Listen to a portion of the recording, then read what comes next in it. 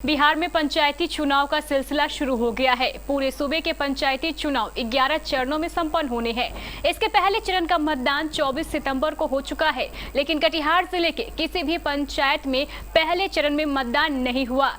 कटिहार जिले का चुनाव दूसरे चरण से प्रारंभ होना है, जो कल 29 सितंबर को होगा। कल होने वाले दूसरे चरण में कटिहार के 4 प्रखंडों की 24 पंचायतों में मतदान होगा। जिन प्रखंडों में कल 29 सितंबर को मतदान होना है, उनमें कटिहार, कुर्सेला, हसनगंज और डंडखोरा प्रखंड शामिल है। इन 24 पंचायतों में होने वाले मतदान को लेकर कुल 297 मतदान केंद्र बनाए गए हैं, जिनमें 1,60,523 मतदाता अपने अपने मताधिकार का प्रयोग करेंगे। कल मतदान में कुल 2302 प्रत्याशियों के भाग्य का फैसला होगा। इस चुनाव को लेकर जिला प्रशासन द्वारा सारी तैयारियां पूरी कर ली गई है। कल पंचायत चुनाव है, इसको लेकर कटिहार जिले के दूसरे चरण में 4 प्रखंडों के चुनाव होने हैं। जिला प्रशासन की तैयारी पूरी हो गई है और सभी इलाकों में ईवीएम को भेजा जा रहा है। जो सेक्टर है बनाए गए हैं, उन सेक्टरों पर भेजा जा रहा है।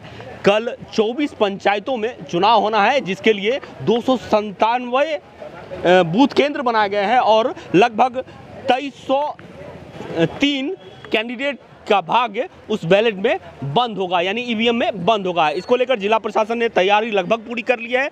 सभी ईवीएम को गंतव्य स्थान के लिए भेजा जा रहा है और कल चुनाव होगा और इसके लिए खास तौर से पुलिस बल की नियुक्ति लगभग 1700 पुलिस बल और 180 सेक्टर मजिस्ट्रेट भी प्रतिनियुक्त किए गए हैं।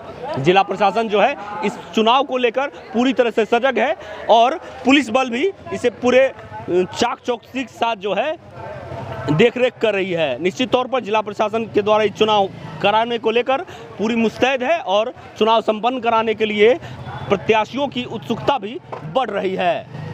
इन तैयारियों को लेकर जिला निर्वाचन पदाधिकारी सह जिलाधिकारी उद्यन मिश्रा ने बताया कि चुनाव को शांतिपूर्ण एवं भयमुक्त वातावरण में संपन्न कराने के लिए कुल 1700 पुलिस कर्मियों के अलावे 180 दंडाधिकारी को नियुक्त किया गया है।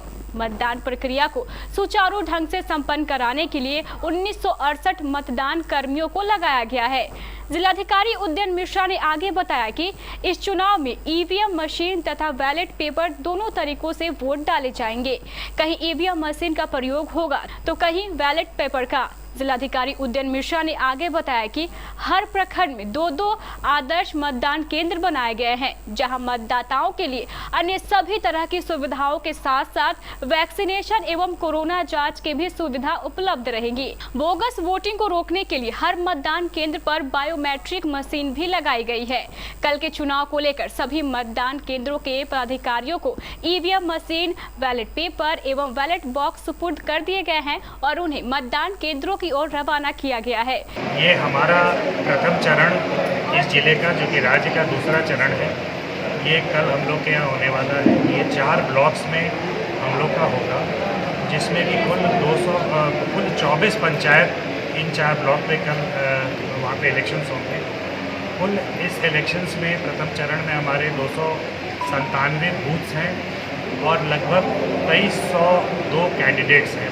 विभिन्न जो 6 पद होते हैं प्रत्येक पंचायत के लिए, उसके लिए इस चरण में 1,60,523 वोटर्स हैं जो कि वोट करेंगे अपना, और लगभग 1700 पुलिस पर्सनल हम लोगों ने लगाए हैं।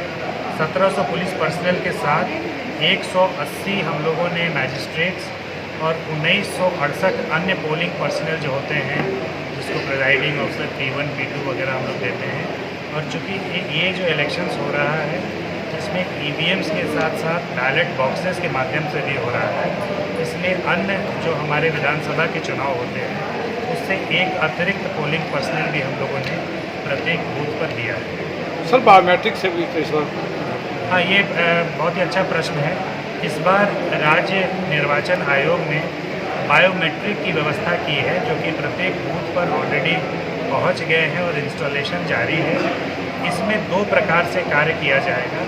एक तो जब भी कोई अंगूठा अपना लगाएगा तो पहले ही वो ये बता देगा कि इस व्यक्ति ने इस चरण में या इस पंचायत इलेक्शन में पहले वोट किया है या नहीं, यानी कि बोगस वोटिंग को वो रोकेगा।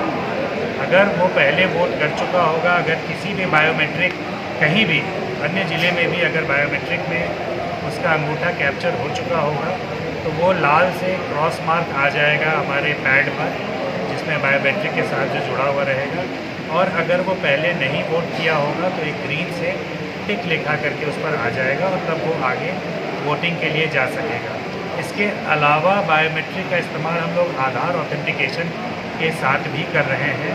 जैसे कि आप जानते हैं कि आधार कार्ड बायोमेट्रिक बेस्ड होता है, तो जैसे ही बायोमेट्रिक लगाएंगे उनके आधार के माध्यम से उनका हम लोग आइडेंटिफिकेशन कर लेंगे और उनका टोटल डिटेल्स हमारा बायोमेट्रिक डिवाइस में कैप्चर हो जाएगा और ये बोगस वोटिंग को रोकने में कारगर सिद्ध होगा। प्रथम चरण में जो बायोमेट्रिक्स का यूज़ हुआ है, नेटवर्क इत्यादि के प्रॉब्लम के कारण ये लिमिटेड यूज़ हुआ है, जो जितना हम लोग चाह रहे थे उतना नहीं हुआ है। इस बार हम लोगों ने BSNL से भी बात की है और राज्य स्तर से भी BSNL को भी इसमें इन्वॉल्व किया गया है। पुलिस अधीक्षक विकास कुमार ने बताया कि चुनाव में सुरक्षा व्यवस्था को लेकर 1700 पुलिस कर्मियों को नियुक्त किया गया है। वहीं उनकी सहायता के लिए अन्य पुलिस बल के जवानों एवं चौकीदारों को भी लगाया गया है। द्वितीय चरण के चुनाव के लिए जो 4 प्रखंड में और 4 थाना में आयोजित है, उसके लिए लगभग 1700 रेगुलर बल लगाया गया है, पुलिस पदाधिकारी लगाए गए हैं। इसके अलावा चौकीदार को भी लगाया गया है। सभी मतदान भवनों पर स्टैटिक फोर्स दिया गया है, PCCP भी दिया गया है। इसके अलावा हम लोगों ने प्रखंड में रिजर्व PDO साहब के साथ रिजर्व, CO साहब के साथ रिजर्व, सेक्टर में फोर्स पदाधिकारी, अनुमंडल रिजर्व, जिला रिजर्व रखते हुए जोन, सुपर जोन और जहाँ चुनाव नहीं हो रहा है वहाँ के थाना प्रभारी को भी पंचायत का दायित्व देते हुए 2-2 पंचायत पर या 1-1 पंचायत पर संवेदनशीलता के अनुसार हम लोगों ने प्रतिनियुक्ति की है। और check point, border seal point भी हम लोगों ने बल देकर उसको प्रारंभ किया कि पंचायत के लिए पूरी व्यवस्था की गई। पुलिस अधीक्षक विकास कुमार ने यह भी कहा, इस बार असामाजिक तत्वों पर पैनी नजर रखी जा रही है।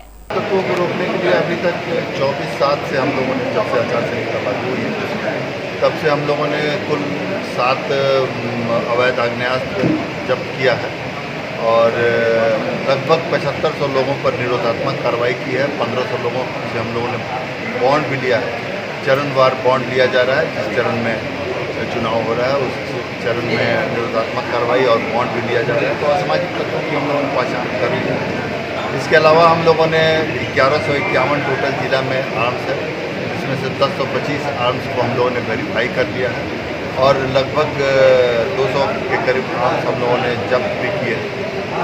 184 आदमी पर हम लोगों ने CC 3 का प्रस्ताव दिया है, जिसमें 150 आदमी पर जिला पदाधिकारी महोदय के द्वारा आदेश भी पारित कर दिया गया है और लगभग हम लोगों ने 7700 के करीब 7000 के करीब लीटर करीब अवैध शराब भी बरामद किया है। सभी स्तर पर कार्रवाई की है।